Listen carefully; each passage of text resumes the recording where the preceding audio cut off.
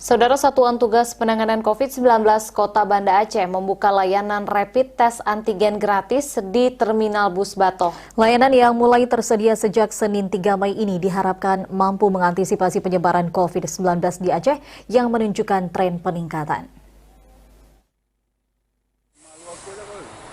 Layanan rapid test antigen secara gratis dibuka langsung petugas di areal terminal tipe A Batoh di kawasan Lungbata. Ramainya penumpang membuat 3 pos yang dibuka langsung diserbu calon penumpang yang akan mudik. Pembukaan layanan rapid test antigen merupakan upaya mencegah penyebaran COVID-19 dari para pelaku perjalanan. Selain metode rapid antigen, terminal juga membuka layanan gratis tes COVID-19 berbasis Jinos. Selain mencegah penyebaran COVID-19, pembukaan posko rapid test antigen juga bertujuan memudahkan pelaku perjalanan memenuhi persyaratan perjalanan, khususnya bila akan menuju antar provinsi. Adapun untuk pelaku perjalanan antar kota kabupaten dalam satu provinsi, tidak diwajibkan membawa surat rapid test antigen yang pemeriksaannya akan dilakukan secara acak.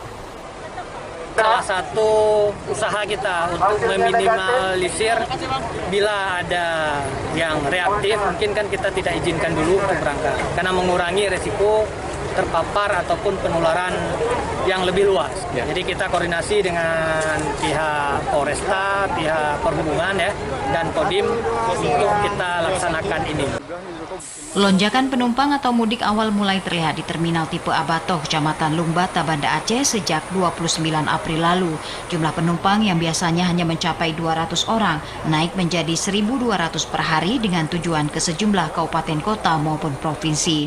Pemerintah melarang warga melakukan mudik pada Lebaran Idul Fitri 1442 Hijriah tahun ini.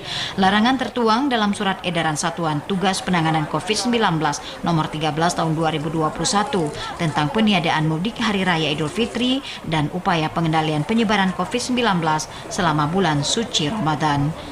Dari Aceh Besar, Arman Konadi, TVRI Aceh melaporkan.